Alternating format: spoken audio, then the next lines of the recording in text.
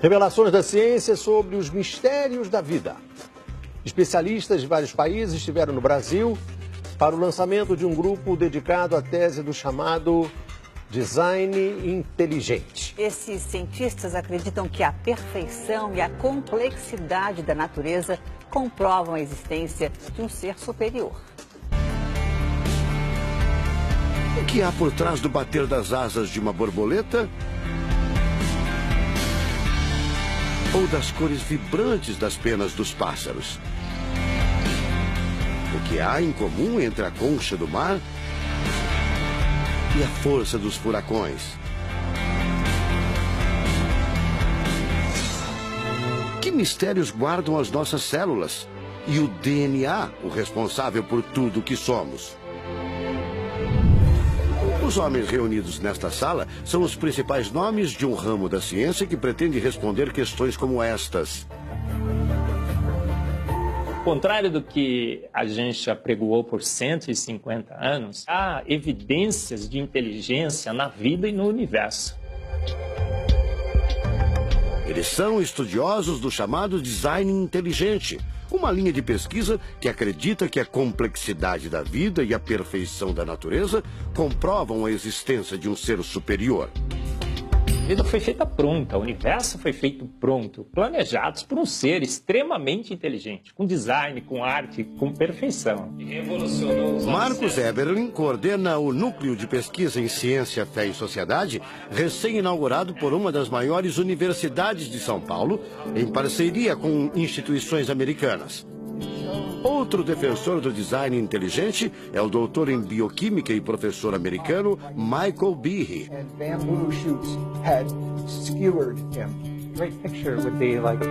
Brian Miller é doutor em física. Ele coordena as pesquisas da Universidade de Duke, nos Estados Unidos. Seria um super engenheiro, um super arquiteto?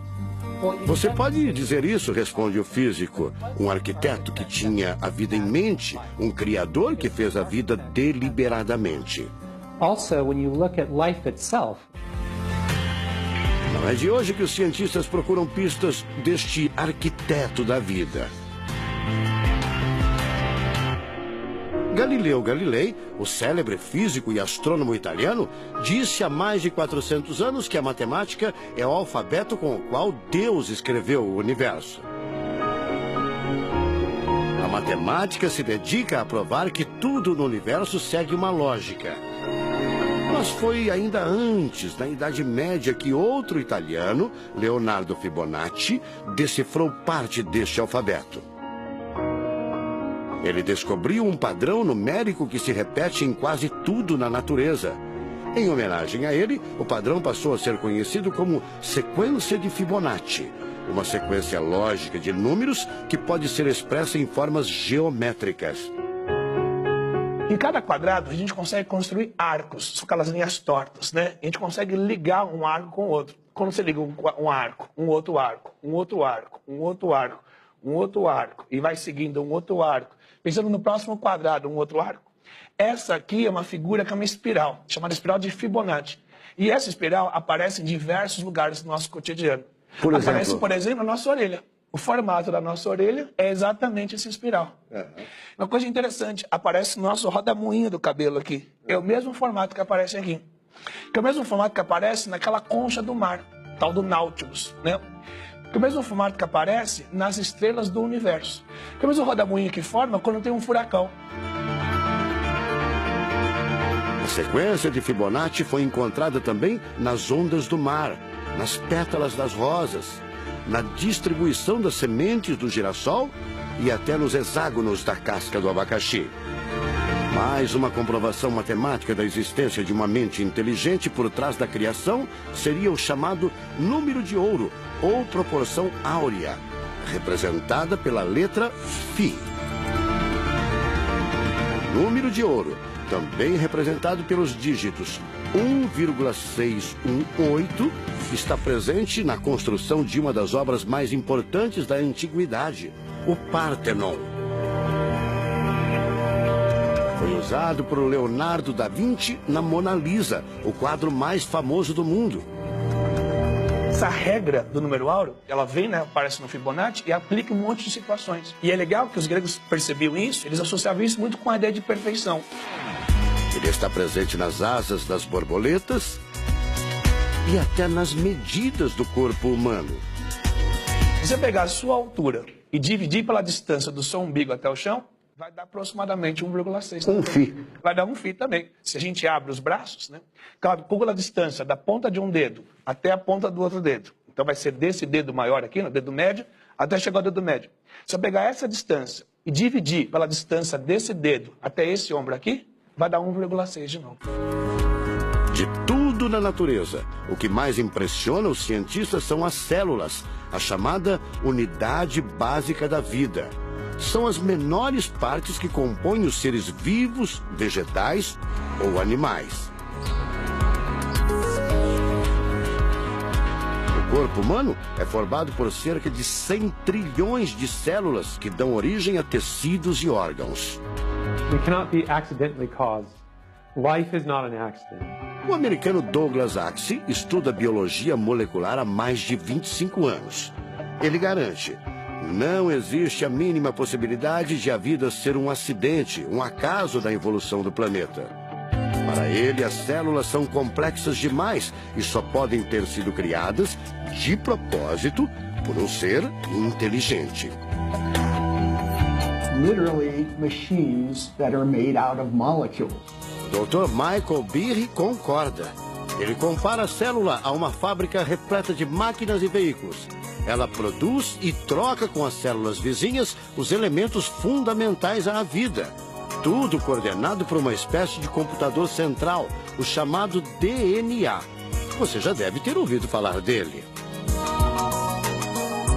O DNA é um conjunto de informações genéticas que definem as características dos seres vivos.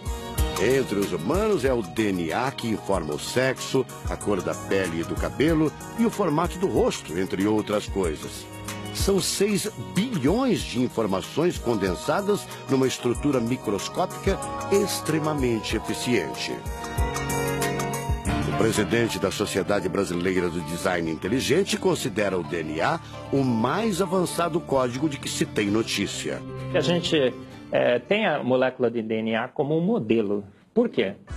Porque quando a gente descobriu essa molécula, a gente viu que é uma molécula fantástica, maravilhosa. E ali evidências e mais evidências de que uma mente inteligente projetou a vida. Porque é o software da vida. E esse software tem o quê? Tem ali um código. E a gente sabe que códigos emanam de mentes inteligentes.